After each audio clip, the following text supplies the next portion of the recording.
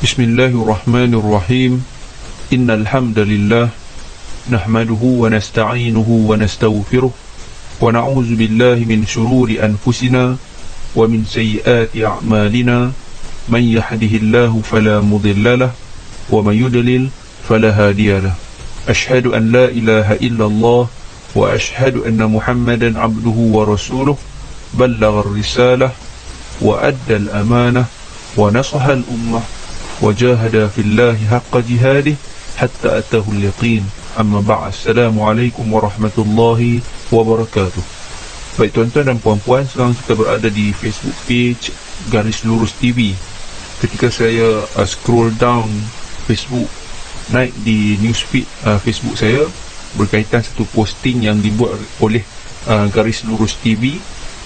Beliau mengkritik page ini mengkritik satu video yang muat naik oleh page berkaitan dengan ziarah kubur yang mungkin dilakukan oleh segolongan ahli sufi ataupun tarikat di sebuah pemakaman ataupun kubur seorang yang dikatakan kononnya seorang wali di Tontor, Mesir. Kalau tak silap tempat ni di Tontor, Mesir. Jadi beliau mengkritik video ni. Bolehlah baca di Garis Lurus TV kalau siapa yang nak baca berkaitan dengan kritikan yang page ini lakukan.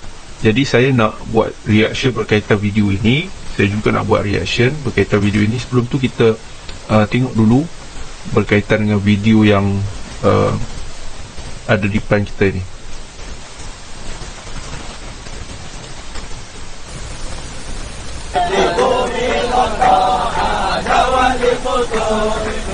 Matanya wajahnya tertutup, hanya bidadari akan jadi istri.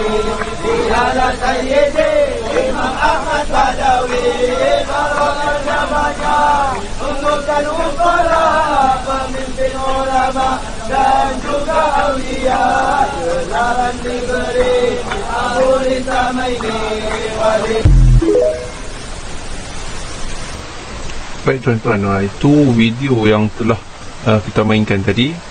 Mereka berqasidah ataupun konsert lebih kurang kan, konsert menyanyi di kubur tu. Jadi adakah ini adab ketika kita menziarahi kubur? Adakah adab yang dianjurkan oleh Nabi SAW ketika kita menziarahi kubur ataupun menziarahi makam ataupun kubur sesiapa sahaja? Adakah ini adabnya kita bernyanyi, bersukaria, bergembira, ketawa dan sebagainya, melompat-lompat, bertepuk tangan di kubur? Adakah ini yang dianjurkan oleh Nabi SAW? Dan adakah ini tujuannya kita dibenarkan untuk menziarahi kubur? Jadi saya sudah siapkan satu presentation ataupun slideshow berkaitan dengan hadis Nabi SAW ni. Jadi saya petik 3 hadis Nabi SAW berkaitan ziarah kubur, tujuan ziarah kubur. Jadi mari kita lihat slideshow ni dan kita urai sedikit lah, ya. Baik, tujuan ziarah kubur. Rasulullah SAW bersabda, kuntu nahaitukum an ziyaratil kubur ala fazuruha fa innahu yuriqul qalba wa tudmi'ul aina wa tuzakkirul akhirata wa la taqulu hujra. Maksudnya, dahulu aku melarang kalian untuk menziarahi kubur. Ini Nabi SAW melarang umat Islam untuk ziarah kubur. Maka sekarang ziarahlah kerana ia dapat melembutkan hati, membuat air mata menitis dan mengingatkan akhirat. Dan janganlah kalian mengucapkan al-hujr. Al-hujr adalah ucapan yang batil. Hadis ini riwayat Al-Hakim, dinilai hasan oleh Syekh Al-Albani dalam Ahkamul Janaiz halaman 229. Jadi dalam hadis ini Nabi SAW memberitahu kepada kita berkaitan dengan tujuan menziarahi kubur. Dahulu sebelum ini Nabi SAW melarang kita untuk menziarahi kubur. Tetapi ketika hadis ini dikeluarkan ataupun ketika hadis ini Nabi ucapkan, maka Nabi SAW membenarkan umat Islam ketika itu melakukan ziarah ke kubur. Dan tujuannya ada 3 di sini disebut, kerana ia dapat melembutkan hati. Dan kalau kita bandingkan tengok balik video tadi, adakah ia dapat melembutkan hati kita dengan melompat-lompat, bertepuk tangan, menyanyi-nyanyi, memuji-muji berlebih-lebihan? Adakah dapat melembutkan hati kita? Yang kedua, membuat air mata menitis. Tadi saya tak nampak pun dalam video tu ada orang menangis ataupun dengar orang menangis sama ada kegembiraan ataupun kesedihan. Tapi dalam konteks hadis ini, menangis kesedihan lah, sebab ingat akhirat, ingat mati dan sebagainya. Jadi tak ada, tadi tak nampak kan, tak nampak ada orang menangis ataupun teriak. Kalau orang tahu lah sebut teriak, menangis lah, menangis. Tak ada orang menangis. Jadi tujuannya di mana? Tujuan nak ziarah tu bagi orang menangis, sayu hati, rasa ingat mati, ingat akhirat. Yang ketiga, tujuannya mengingatkan akhirat.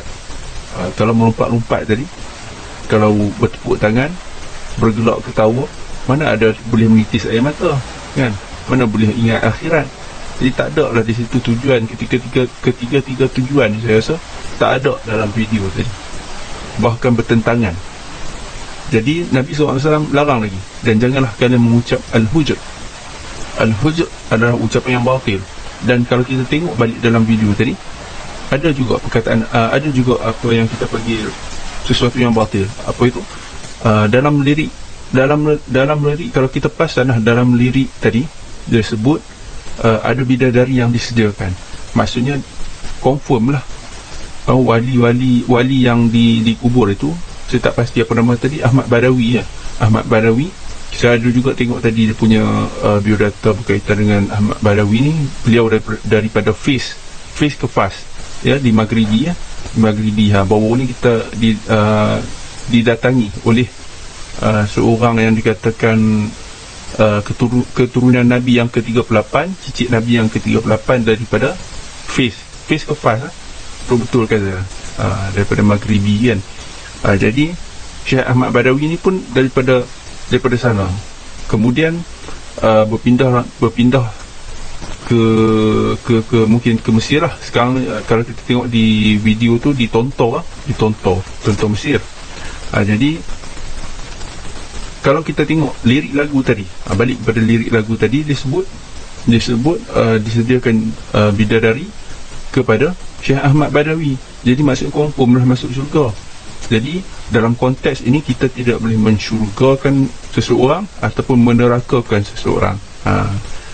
Mensyurgakan seseorang pun tak boleh, apatah lagi menerakakan orang. Mensyurgakan orang, mengatakan orang itu confirm masuk syurga, itu dilarang keras dalam agama.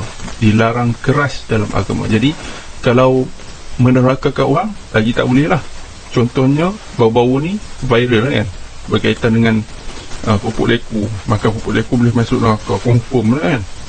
Tak boleh, tidak boleh mensyurgakan orang atau menerakakan orang. Dua-duanya tidak dibenarkan dalam agama. Tapi dalam lirik lagu, kita balik pada video kita tadi, dalam lirik lagu tadi dia sebut ada bidadari disediakan. Dan tambahan pula saya tengok biodata tadi, saya dah baca juga, jadi saya kongsikan. Syekh Ahmad Badawi ni dia katakan dia tutup muka dia dengan selendang serban, dengan serban tutup muka dia. So, siapa tak boleh tengok muka dia. Dikatakan muka dia bercahaya dan sebagainya. Ini biasanya tambahan daripada anak-anak murid yang selepas daripada kematian, macam-macam lah karomah yang keluar kan. Jadi ini sebenarnya kita nak sebut pun kita tak tahu sebab kita tak melihat. Tapi muka manusia yang bercahaya, keluar cahaya ni bukanlah satu mustahil bagi Allah Subhanahu Wa Taala nak buat. Tetapi datang daripada mana sumber cahaya tu kan. Kalau ada pantulan mungkinlah bercahaya. Jadi kita tak boleh nak sebut perkataan al-hujr, iaitu ucapan yang batil, kata Nabi SAW. Apatah lagi istighosah, minta kepada penghuni kubur, istighosah, lagi apa lagi, bertawasul tak apa. Kalau bertawasul dengan Allah Subhanahu Wa Taala dan sebagainya.